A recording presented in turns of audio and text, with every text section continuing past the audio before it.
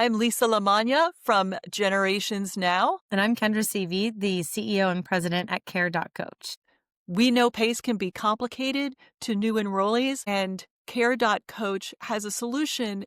So, Kendra, what do you see as the challenges for a new participant in PACE? I've actually worked in PACE myself at a Massachusetts PACE program before I came and worked at Care.coach. And really, when an individual joins the PACE program, there can be a lot of challenges leading up to joining the program and then right after they've joined. So those first couple weeks can be really tough. You have all new providers, new transportation options, new medications. You have a new doctor, a new center you get to go to. So it's a complete kind of lifestyle shift. And honestly, none of us really like change, right? So that can be pretty scary for a person. Having to ride a new bus and kind of go to these unfamiliar places can really cause a lot of kind of emotional confusion and be overwhelming those first couple weeks when they are joining a new PACE program.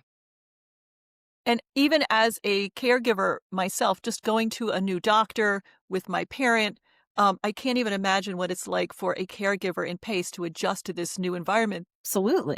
It's kind of like when you sign up for something new and then you actually have to follow through on it, right? So going and meeting somebody new for the first time or these new friends, or again, a bus shows up at your house and you're not really sure, are they coming to the door? Are we going out? Like it would be overwhelming for anyone. So to have all of this at the same time can be a lot for an individual. So I have followed Care.coach from the beginning, from 15 years ago, startup pitches in Silicon Valley to today, where you are really an integral part of many PACE organizations. For people who don't know what Care.coach is, can you explain it for the layperson? So, what we do at Care.coach is we provide an opportunity for someone to have companionship, coaching, and connection all right in their own home. So, what that really means is that we put a device that's actually internet embedded, ready to go, no download or emails or passwords. We put this in your home and give you a connection to a live team that works with artificial intelligence to be able to support you throughout the day. So, these participants get to now have their own kind of personal assistant, essentially, this new friend that they can talk to. And there's also a video connection to be able to chat with their loved ones and their new providers at PACE. If an individual has our services, we can actually help onboard them into the PACE program. So we now get to be your new personal assistant. They answer questions like, how do I contact PACE? What time is my bus coming? Should I take my medication? Or what time is my medication arriving, maybe from the pharmacy? So all of this type of services and questions, everything can all be answered through this connection that Care.coach offers right in the home and between the PACE center and the participant themselves. So let's take a really specific example. If a participant has a question on where is my medication, when will my refill arrive, what does that participant now do? So they can talk to their avatar. So at Care.coach, we give you the tablet that has an avatar in it. They get to name it. They get to pick this kind of cute little avatar that's on the screen. And so they would just go to their personal assistant little avatar and be able to ask that question. So we have a glossary, essentially, of information that we create with the individual PACE program. And so there may be information that we can offer there, but then we also have their individual information. So we kind of say that we're like the 12th IDT member of the PACE team. Because we work as an extension of that team and offer information and support in the home. I will admit, I was a little skeptical when I first saw Care.coach being demonstrated in Santa Clara all those years ago. Okay, you're going to put an iPad in an elder's home with a talking puppy on it, and this is going to make their lives easier. And I was a bit incredulous. I will totally admit it. But over the years, I have seen this organization and this solution really take hold. And I think part of the magic of it is that, I know it sounds crazy, but like, you're talking to a puppy and you do get used to it. And the reason you're talking to a puppy is because you don't want to have the person forming a relationship with your staff and have a dedicated human there 24/7. So if someone has a question in the middle of the night, they're looking at the same puppy avatar, but there's still someone there who has access to their care records, who is really part of the PACE organization. Yeah, Lisa, I love that you brought this up because I too, when I got introduced to this idea many years ago, thought it was a little bit crazy. How in the world are we going to get our participants to talk to a little avatar, right? A little pet on the screen? Like by using real human beings behind our avatars, we're able to create that relationship and that give empathy, right? And support to an individual. You bring up the exact point of why we've done this. From our early research, we found that by having one consistent presence that they got to pick and having that be actually a pet on the screen allowed individuals to open up and share information and relate to this pet like they don't to a human being. It also does allow us to have one consistent presence and relationship on the screen. So by having that one consistent avatar that they got to pick the name that they get to see and a relationship with the avatar that they can communicate with. And then because we have that relationship with them, we then can create behavior change. If somebody's talking to us throughout the day and kind of having fun, know that we're available anytime that they want, now they start to rely on us to do things like their medication reminders or in a time of need and urgency that maybe they don't really feel well, or they would have gone to the hospital or pressed a lifeline to be able to get support. They actually come to us and we can connect them to their care team and have a drop in phone call with their nurse or their doctor. Kendra, how does Care.coach support a participant th- who is living with COPD or dementia? Can you tell me how does that really work in real life? Yeah, great question. So, what we've done is we have integrated in evidence based programs into our services. So, when talking to their avatar, we can help coach them if they're on our COPD program on taking their weight, for example, every morning. Or maybe somebody needs to be drinking more water. That might be part of their care plan is to drink additional water throughout the day. And so, what we do is coach them when they're engaging and talking to their avatar to help support their health. How does Care.coach integrate the care plan into this conversation with the participant? We get this information from the interdisciplinary team when they're care planning on their participant, and we take that information. And so on our system, during our engagement with the participant, we add in coaching and a support that we can through our engagement. So if it's part of a participant's care plan to take their medication at certain times or drink water throughout the day or maybe exercise, we would integrate that into our conversation. So what this looks like is, hey, I'm talking to you at 2 o'clock in the afternoon, and hey, Lisa, how was your day at Pace? Why don't we, are you home for the day? Can we do some exercises together? And so we would do an exercise program through our avatar. Let me ask you now how this integrates with the PACE organization, because it does sound like you are seeing care plans and perhaps in real time, this is all being integrated into the Care.coach backend system. How does it work with the PACE organization? Yeah, so we are now the new hub of the home. And so we integrate into EMR systems, your pharmacy systems, even like your transportation system, so that our system and those systems can talk to each other and be able to provide supports to your PACE participants in an efficient way. So if I have a participant that needs to be reminded that they're going to get picked up in 45 minutes, can Care.coach do that? Yep. Yep. So we would then wake up and be able to inform them. And even better than that, not only would we inform them, Lisa, but we also would, if they had any issues, maybe they don't want to go to the appointment anymore or something came up and they're unable to go, we can actually communicate that information back so the team could be more proactive in canceling or changing that appointment as well. So the Care.coach system can perhaps flag a social worker or a nurse at the PACE organization if something's not right or someone needs help? Absolutely. Our goal is to be able to put a PACE program in a more proactive state. So if we're talking to the participant throughout the day, any type of kind of red flag, yellow flag that's happening in the home, we want to get that in front of the PACE program as much as possible.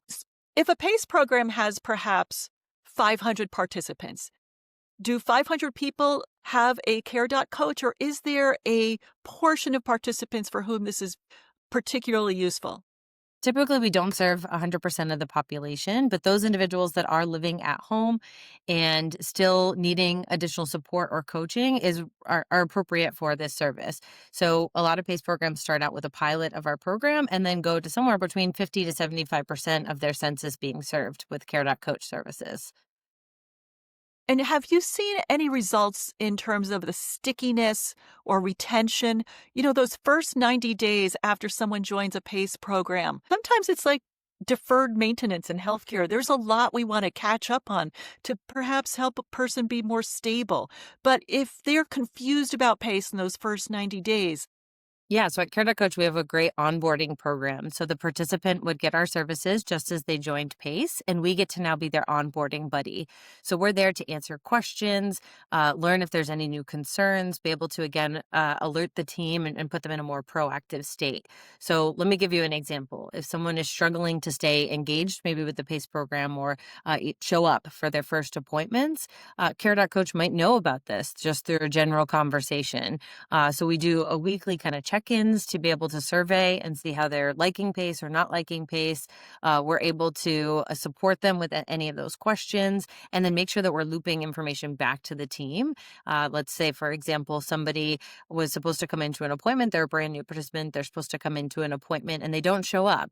Care.coach can inquire, what's going on with this? Well, come to find out they rode the bus for the first time and really hated it and don't want to go to the PACE center anymore. This type of information would flag in our system and we'd be able to give that to PACE to let them know, hey, this is what's going on. Even something like maybe somebody saw a commercial on TV and it's open enrollment with other programs and they think that looks more appeasing. And so they're telling us they want to leave PACE. This would cause a flag in our system. And again, we would be able to alert PACE to let them know that they're even considering disenrolling from the program so soon. so in a way, Care.coach can be an extension of social workers' reach or the reach of the home care team or the reach of the post-enrollment navigator. Is that it's kind of like you're giving those roles more of a view into the participant instead of people having to show up at the home all the time. Yeah, absolutely. And I've heard, a lot of PACE programs have individuals who are calling the participants to be able to follow up, right? Maybe one week in, maybe a month in, a couple months into those first 90 days. But instead of actually having to pay for a staff member to call in, you could actually use Care.coach service and we can be gathering that information for you at a much higher frequency and being able to give you the context around, right? Instead of just one phone call, maybe where somebody says, yep, everything's fine. Thanks. Have a nice day. We actually are talking to them all throughout the day, the week. We can kind of survey them. We can get their temperature on how things are going and be able to give a lot of context and information to the PACE program to make sure that things are going well in the first 90 days. As a PACE program thinks about balancing their financial resources, how does Care.coach fit into those equations? Yeah, I think historically we have a lot of positions that administrative roles that now with technology nowadays, we can actually automate a lot of these situations. Like, for example, the phone call check-ins, right? Or transportation reminders, making sure that people are going to their appointments. So many of these roles can be automated and be delivered through something like Care.coach or even other type of technology. So I think we need to make sure that we're thinking ahead and looking at that. Yeah, maybe you need to spend money on some of the technology, but what will you be able to save and how more efficient can your staff be? Do they really need to be placing 5 phone calls to be able to get somebody on the line one time, or is there something else that team could be doing, that team member could be doing instead of some of this administrative work that technology could just be doing for you? If I'm the chief operating officer of a PACE organization and I'm considering Care.coach, what do I need to be thinking about in terms of integrating your solution into our participant care? Great question. So first and foremost, there's never going to be a perfect time. So we hear this a lot is, oh, we have so many things on our plate, or we have an audit coming up, or we're switching EMR systems. So first and foremost, there's never going to be a perfect time to try out some of this technology. So that's one thing to consider. The second is that we actually have a really great onboarding team that works with the PACE IDTs and the center managers to be able to look at how can we roll this out and how can we support. So we have an entire process that we recommend individuals be able to follow to be able to kind of pilot our service and then be able to roll out. So if you are a PACE that has multiple sites, typically we might start with 1 or 2 sites, be able to kind of have best practices and roll out our services and then be able to expand to your other locations. But the best piece of advice that I have is, 1, the timing's never going to be perfect. And number 2 is that, lean into that a lot of these vendors that are working within PACE now do have best practices. And so they can help you be able to really implement a service like ours quickly and efficiently, and really making sure that it integrates directly into your services. And so in real life, how long does this process take? Who gets this into the participant's home? When do things really start happening? A great question. So usually ours is about a month, and from when we're like, yep, we're ready to go to actual launch. And what that month looks like is that we are training staff to be able to make sure they're aware of the services. We're setting up our back end of our service so that we can integrate into your care plans or your EMR, for example. And then we come on site, which usually happens for a couple days or maybe a week, depending on how many we're launching. And we actually come and do hands-on training. We also integrate into the services if needed while we're on site. And then we also do a lot of the introductions directly with the participants. So almost like a clinic where it's come into the center, meet your new avatar, you get to take it home. It's kind of like adopting a pet. So get your new avatar and take it home. So all of that process can happen in less than 4 weeks to be able to get us all set up and ready to go. We've really streamlined the process and made it pretty efficient for PACE programs these days. We have a mutual client right now where your team is on site integrating this into the organization, and I know they are very excited for this. I think you've brought a wonderful solution to the market. I'm a huge supporter of Care.coach. I have not always been because when I first saw it, I said, "What is this? No way. This makes no sense." But it works, and it makes a lot of sense when you see it actually live. So what I'd like to do now is just show a short video clip of what Care.coach is like in the house. Yep. Um, Care.coach is a human-powered caregiving service. It lives in a simple, voice-navigated tablet.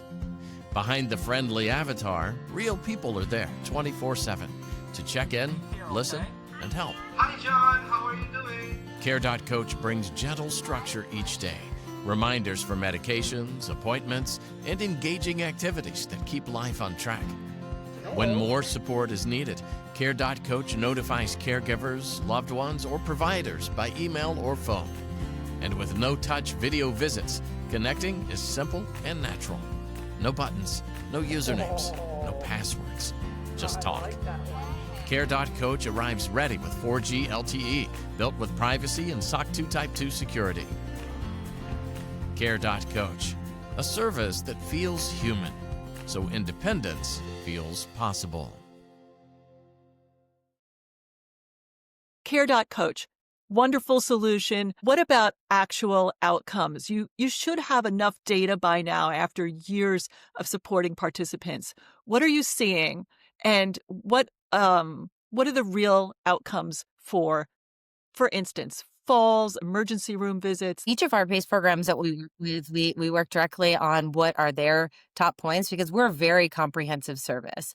So, and as you heard me say, we have a bunch of different coaching programs, but really working with your high-risk individuals is typically where PACE programs start. And so we do have really great outcomes that show a reduction in falls, a reduction in ED visits, a reduction in length of stay in your inpatient admissions, some of these up to like 50%. So what we look at is a cohort that is a controlled group versus those with avatars. We compare them by risk adjustment, and then we can see that individuals who have avatars in the home are able to show that there's an ROI on our service and a reduction in all of these areas. So you're working with each PACE organization to determine what are your specific goals for your participants, and then measuring that against perhaps a control group or perhaps Yes. against their history. Yes. Do you have any data on improvements in disenrollments from PACE organizations, perhaps with organizations that were experiencing a higher than desired level of voluntary disenrollments? Yep. So our data does show, as I mentioned, we have our onboarding program. Our data does show that we've been able to help with the retention in the first 90 days of your new participants. So being able to keep those individuals that historically you had a high turnover in those first 90 days, we've been able to reduce that turnover and keep them past the 90 days and retain them well beyond the 90 days, but at least that 90-day mark. So we've been able to show that with avatars in the home, we can help onboard them and keep them into your program. What's the future of Care.coach in PACE? So we are growing very quickly. We are in over 70 centers. I'm very excited about the progress we've made over the last year. So we continue to expand. I think more and more programs are now seeing how comprehensive we are, and so giving them to additional individuals, not just very specific use cases. So we're really excited to work with some of our newer partners and continue across the U.S. And as these new programs are growing or new centers are opening, being able to use us as an onboarding buddy and be able to support the efficiency of PACE growing forward. And so we're just really excited that PACE seems to be embracing technology in this way. When is the right time for an organization to consider Care.coach? Do you have new PACE organizations that are just opening using Care.coach? We do. We have programs that are just opening their door and they're offering Care.coach services to their new participants as they are growing their program. And we have programs that have been around for years that are now integrating our services. So there really is no program that can't benefit from this. And we enjoy working with and have a variety of pricing structures and opportunities to be able to enroll with our services, whether you're both a small, brand new PACE program to some of the bigger ones. Kendra, this is so exciting. Thank you so much for sharing this with me and with everyone here. How does someone get started? Who should they contact? They can contact me at Care.coach. That's Kendra at Care.coach. I'd be happy to have a conversation with you, give you a demo. We're typically at all of the National PACE conferences, so happy to talk there too. But yeah, they can contact me directly. Great. Thank you.